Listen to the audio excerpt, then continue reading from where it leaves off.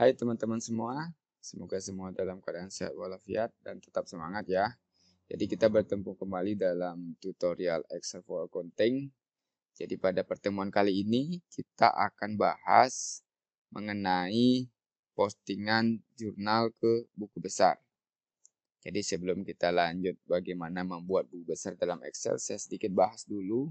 Yaitu buku besar adalah sebuah general ledger yang digunakan untuk mengelompokkan jumlah transaksi berdasarkan rekening-rekening. Nah, dalam buku besar terdapat suatu mekanisme atau proses dari jurnal pemindahan akun di jurnal yang disebut sebagai posting, di mana pemindahan buku tersebut dilakukan berdasarkan transaksi yang disesuaikan dengan akun yang saat itu ingin ditampilkan. Jadi kalau di jurnal akunnya berada saldonya berada di debit, maka di buku besar juga harus berada di debit. Begitu juga di kredit. Ya. Kemudian bentuk yang nanti kita akan gunakan yakni bentuk buku besar bersaldo. Jadi di layar saya telah memberikan ilustrasi. Ada dua tipe sebenarnya, bentuk T dan bentuk bersaldo. Kemudian nanti di sampingnya itu ada jurnal umum. Bagaimana jurnal umum itu pindah nanti ke saldo pada setiap akun. Jadi kalau pengguna nanti memilih akun satu-satu, maka harus tampil di buku besar terhadap transaksi terhadap akun satu-satu tersebut. Begitu juga ketika pengguna memilih akun 311, maka transaksi yang tampil hanya untuk akun 311. Oke, nah selanjutnya bagaimana bentuknya? Jadi saya sampaikan dulu di awal. Jadi nanti kita kurang lebih membuat hal seperti ini. Jadi misalnya di sini saya ingin menampilkan kas misalnya. Kas itu ada berapa sih? Nah, kelihatan. Kasnya ada segini, kemudian saldonya ada 31 juta. Oke. Nah, setelah itu ini kan masih kosong. Nah, kita perlu filter dulu. Kita filter, kemudian kita select all. Nah, kelihatan ya. Jadi di sini kita tidak murni menggunakan VLOOKUP. Jadi kita tetap menggunakan, kita pindahkan yang ada di jurnal ini, semua barisnya ke akun buku besar. Ya. Jadi sepertinya kalau dihilangkan ini filternya, maka akan tampil beberapa ruang kosong. Karena apa? Baris yang dipindahkan dari jurnal. Jadi di jurnal ini kan ada kolom, ada baris. Misalnya ini. Ini akan dipindahkan ke buku besar jika pengguna memilih akun 13101. 13 ini ya. Berapa ya tadi? 13 ya ini dia. Nah, ini akan pindah. Tetapi yang lainnya tidak akan diambil karena akun yang 1312 hanya terdiri dari 2 transaksi. Jadi yang lainnya blank. Nah, oleh karena itu kita di sini perlu filter untuk menyembunyikan yang blank-blank tersebut. Ya. Jadi nanti ketika bos meminta kita untuk menampilkan, tolong tampilkan transaksi terhadap akun 13101 misalnya. Tinggal pilih aja, kemudian setelah ini print. Ya, jadi gampang. Oke. Oke, itu dari penjelasan di awal. Sekarang kita masuk ke bagaimana cara membuatnya ini ya. Pada materi sebelumnya kita telah membuat jurnal, jadi jurnal umum ini telah terisi lengkap. Ya, ada yang jelas ada referensinya, kemudian ada akunnya, debit dan kredit sampai nanti pada kelihatan balancingnya. Ya, jangan lupa selalu sediakan 2 ruang atau lebih untuk menampung transaksi jika ada transaksi tambahan. Ya, oke. Sekarang kita akan mulai buat bentuk jurnalnya terlebih dahulu.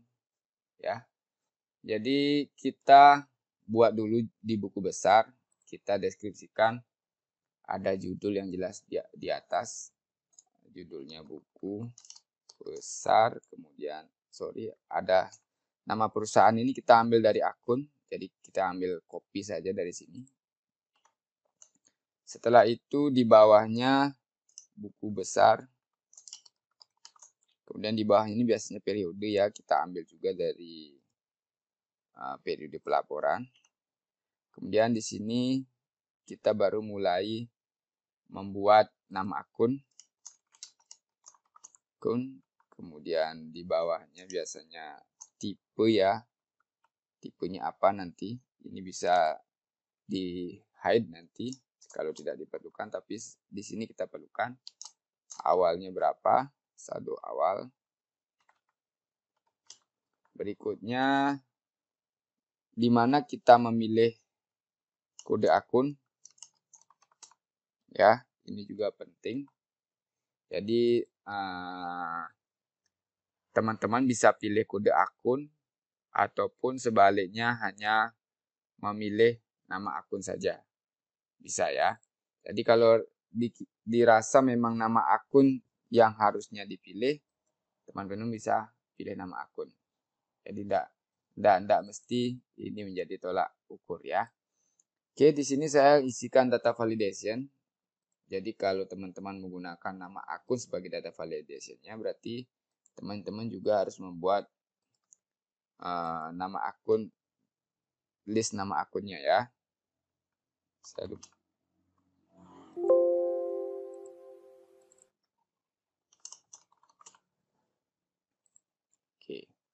Oke, setelah ini di select maka nama akun berubah. Seperti itu maksudnya.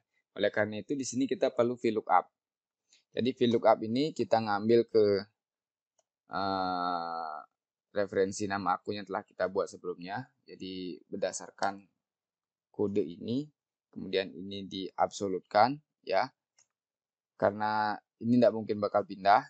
Kemudian setelah itu kita panggil tabel array-nya daftar akun. Ini saya sudah buat di video sebelumnya. Kemudian kita ambil kolom indeksnya, kolom indeks kedua kalau nggak salah ya, kemudian kasihkan 0. Oke, enter. Ya, kelihatan ya. Oke, sudah. Nah, seperti ini sudah terlihat. Nah, di bawahnya kita perlu juga mengambil tipe akun. Nah, namun ada satu yang kurang, jika ini kosong, jangan lupa kita isikan if ya. Oke. Jadi sebelum ini jalan, kita isi if dulu di sini. Ini selalu ya. If G5 absolutkan tidak kosong, maka VLOOKUP. Kalau tidak, ya tampilkan misalnya pesan, misalnya. Ini jangan lupa titik koma atau koma, sesuaikan dengan PC masing-masing. Pilih akun. Oke. Ya, kalau ini kosong, maka kita tampilkan pesan. Kalau ini terisi, maka tampilkan nomor akun yang dipilih. Oke. Nah, di bawahnya sama, kita copy kodenya ini aja ya. Jadi kita copy kodenya, kita langsung copy dari formula barnya. Ya, setelah itu kita taruh di sini, kita paste di formula barnya supaya apa? Supaya kodenya persis sama, karena kita akan mengganti tipenya ini aja. Kita ambil kolom yang ketiga. Nah, kita ganti pesannya. Ini dikosongkan dulu, boleh. Nggak usah isi pesan ya. Nah, kita ngambil tipe debit atau kredit akun ini. Ini nanti kita gunakan untuk penjumlahan di bawah. Ya. Setelah itu kita juga perlu ambil saldonya. Jadi saldonya kalau kita indeks, ini 2, ini 3, 4, 5. Dan diindeks ke 5. Ya, sama ini kita copy saja. Kita copy, kita taruh di sini di address bar. Kemudian karena ini akan berupa nominal, jadi else-nya ini kita kasih 0. Ya. Kemudian tadi kolom indeksnya kelima ya. Ya. Oke. Setelah itu jangan lupa diisi format numbernya biar kelihatan dia number. Oke. Ya, cukup. Nah, setelah itu baru kita percantik, mungkin bold atau kasih border boleh biar kelihatan ya. Ini biar kelihatan bahwa ini adalah inputan. Oke, ya. Nah, sampai pada tahap ini nampilin nama akun sudah. Ini merupakan hal penting untuk nanti kita eksekusi di bawahnya, ya. Nah, teman-teman bisa menggunakan data validation berdasarkan nama akun. Jadi nanti di sini yang keluar nama akun bukan nomor akun. Boleh, ya. Asalkan ini tetap tersedia karena ini yang terpenting di sini. Kode akun ini menjadi hal penting untuk nanti kita menampilkan data di bawahnya, data transaksi. Ya, andaikan kode akun ini salah, maka transaksi pun akan salah di bawah. Ya, oke, kita sekarang masuk ke tabelnya. Yang jelas ada tanggal dulu, ini tanggal juga penting. Nah, biasanya di buku besar kan terhadap akun tersebut ada berapa transaksi, termasuk nanti nama keterangannya atau tujuan transaksinya juga harus kelihatan. Ya. Oke. Setelah itu, jangan lupa di sini kita isi yang pertama adalah saldo awal di tanggal tersebut. Jadi ini tanggal awalnya. Kalau di sini kan tanggal 3 Januari. Ini kita copy dari sini, kemudian absolutkan, jangan lupa. Ini kita enter, ya. Oke, berikutnya ini keterangannya adalah saldo awal. Jadi ini nggak bakal berubah. Walaupun kodenya dirubah, cuman nanti angkanya yang akan berubah. Ya. Oke. Nah, ini kita tampilkan saldo awal yang di atas. Di sini kita perlu if. Kalau ini saldo awalnya kita tampilkan di sini if ini absolutkan, artinya kalau tipenya kredit, kalau tipenya ini sama dengan D, ya, sama dengan D, maka kita tampilkan saldo awalnya. Kita klik ini, absolutkan juga, ya. Kalau tidak, kita tampilkan 0. Oke, ya. Kemudian kreditnya kita balik. If tipe akunnya kredit, absolutkan. Kredit K berarti. Maka kita tampilkan si saldonya ini, absolutkan di kolom kredit. Jika tidak, maka tampilkan 0. Ya. Oke. Ya. Kemudian saldonya ini ya tinggal dikurangin aja. Tinggal dikurangin, dimasukkan. If ini sama dengan D lagi ya. Absolutkan. Maka kita tampilkan debit ini. Absolutkan. Jika tidak, maka kita tampilkan si kredit. Absolutkan. Oke, enter. Ya. Sudah sampai saat ini merupakan hal utama yang nanti kita gunakan untuk perhitungan selanjutnya. Jadi ini modal awal. Oke. Setelah itu baru kita ambil setiap transaksi berdasarkan kode akunnya ini. Ya, caranya kita ngambil, kita gunakan if di sini. Dari mulai tanggal kita tampilkan yang sesuai dengan kode akunnya ini, ya. Oke, sama dengan if, ya, ini kode akunnya ini, kemudian absolutkan, sama dengan yang ada di jurnal. Yang ada di jurnal ini, kalau di sini dilihat kode akunnya di mana ya? Ya ini, berurutan dari atas ke bawah ya. Soalnya nanti kita tarik. Ya, nanti kita tarik. Jadi di sini yang ini tidak perlu diabsolutkan. Kalau yang tadi baru kita perlu absolutkan ya. Maksudnya itu adalah jika akun tadi sama dengan jurnal akun di jurnal umum F1-nya ini, maka kita tampilkan si tanggalnya sesuai dengan barisnya ini. Jika tidak, kita tampilkan kosong. Ya. Oke, enter. Setelah itu tinggal drag saja ke bawah. Jadi nanti kelihatan kalau terisi, nah kayak ini terisi dia. Berarti kode akunnya sesuai. Dan jangan lupa ini kita ganti menggunakan short date. Ya, paham ya? Oke, berikutnya. Ini kenapa kosong? Kalau kita melihat di jurnal di transaksi pertama, jadi yang ini, kode yang digunakan ada 1312. Sementara di sini kan dari 11. Coba sekarang kita select 1312. 1312. Ya, kelihatan kan?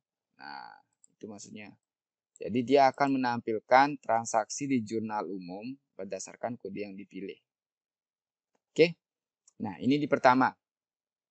Kemudian berikutnya kita tinggal copy dari address bar-nya saja. Jadi dari address bar-nya saja kita copy, kita taruh persis di sampingnya dan kita paste di formula bar-nya. Tetapi kita pilih kolom yang berbeda. Kalau tadi nampilin tanggal, kalau sekarang kita akan nampilin keterangan, ya. Jadi keterangan itu ada di mana sih? Keterangan itu ada di C. Kita select aja C. Ya. Kemudian enter. Oke, kita tarik ke bawah. Ya, kelihatan. Oke. Jadi gampang ya. Nah, berikutnya di debit saya akan coba ulang lagi rumusnya. If ini kode akun yang ada di buku besar absolutkan sama dengan kode akun yang ada di jurnal. Yang ada di jurnal yaitu di F7. Jadi di F7 sama dengan di F7. Maka kita tampilkan debitnya. Ini untuk kolom debit ya. Kita tampilkan debit. Kalau tidak, kita tampilkan 0. Karena ini angka. Setelah itu enter. Oke, nah ini tampilan 0. Oke, berikutnya. Kemudian yang di sebelahnya, kita tinggal copy dari atas. Kita copy saja. Langsung dari formula bar, kemudian kita taruh di formula barnya juga. Kemudian kalau di kredit, kita tampilkan yang G ABC I ya. I7. Ya. Benar I7?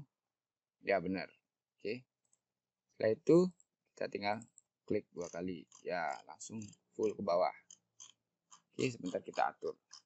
Nah, berikutnya di sampingnya untuk mencari saldo, ini kita perlu menggunakan if debitnya ini jika tipenya debit, maka saldo diperoleh dari saldo awal ditambah debit dikurang kredit. Kemudian jika tipenya kredit, maka saldo awal ditambah kredit dikurang debit. Ya, kurang lebih seperti itu ya. Oke, kita buat sekarang. Oke, kita buat sama dengan, jangan lupa sama dengan if tipenya kredit absolutkan sama dengan D, maka saldo dicari dengan saldo awal, jadi ada kurung dulu ya, kurung dulu saldo awal ditambah saldo debit, kemudian kurang kredit ya. Kemudian sebaliknya, jika kredit, else-nya saldo kurung dulu saldo awal ditambah kredit kurang debit. Oke. Ya, enter. Oke. Udah ya. Ini kelihatan.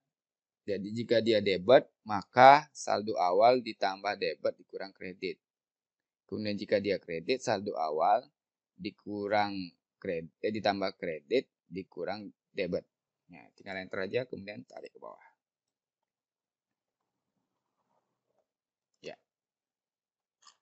Cukup ya. Jadi segitu. Kemudian pastikan bahwa kalau di jurnal umum ada berapa, ada 70 baris, maka di sini juga tidak boleh kurang dari 70 baris. Ya, barangkali sampai di sini di sini kita nanti buat summary-nya atau footer-nya. Berapa sih jumlah transaksinya, kita buat di sini ya. Oke, di sini kita buat jumlah transaksinya. Jadi transaksi kredit ada berapa? Ya, kita sum saja. Jadi ini namanya total. Kemudian sum dengan sum. Kemudian ini sampai di atas ya, dari awal. Kemudian ini juga sum. Sampai transaksi saja ya. Sorry, sampai transaksi, jangan sampai saldo awal dijumlahkan. Karena kalau saldo awal dijumlahkan pasti melebihi transaksi jadinya ya. Oke, berikutnya di saldo akhir maka kita ambil baris yang terakhir aja. Jadi kita ambil baris yang terakhir aja. Enter. Atau kalau tidak seperti itu, boleh dengan cara pengurangan saldo tadi. Ya. Jadi pengurangan saldonya caranya juga sama. Jadi ini sama dengan if ini kita copy aja ya. Oke. Nah, ini saldo akhirnya kayaknya cukup kita ambil baris terakhir saja. Kemudian asumsikan ya. Setelah ini kita tinggal percantik saja. Ya, kemudian kita kasih border. Tinggal percantik, kita kasih border. Dan kita kasih header dia. Boldkan juga. Kita bold. Kasih warna, kemudian baru kita kasih filter. Nah, tujuannya filternya adalah menyembunyikan kolom yang blank. Biar tidak tampil. Ya, biar nanti ketika print dia nggak tampil. Oke. Jadi misalnya kalau saya tampilin akas, maka kita harus ulang dulu filter. Kita oke saja. Ya, kelihatan. Ya. Oke. Paham dulu adik-adik ya. Bisa juga di filter di tanggal, jadi biar gampang. Ini kita filter all. Kita lakukan filternya di tanggal aja.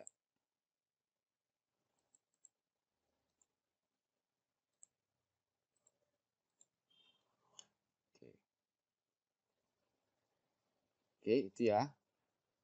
Kemudian kalau di tanggal ternyata ininya ikut. Ya, ini kita kasih. Ini kita merger aja.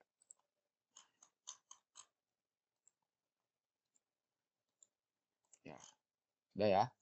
Jadi sesingkat itu adik-adik untuk membuat buku besarnya.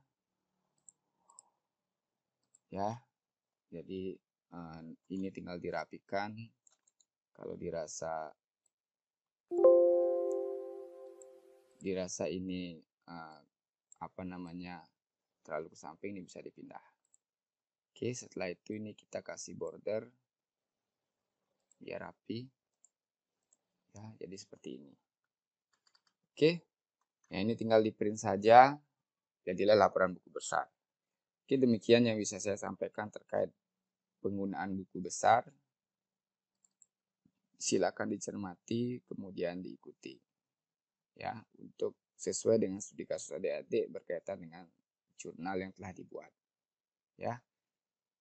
Oke, sampai di sini saya tutup. Semoga bisa dikerjakan dengan baik.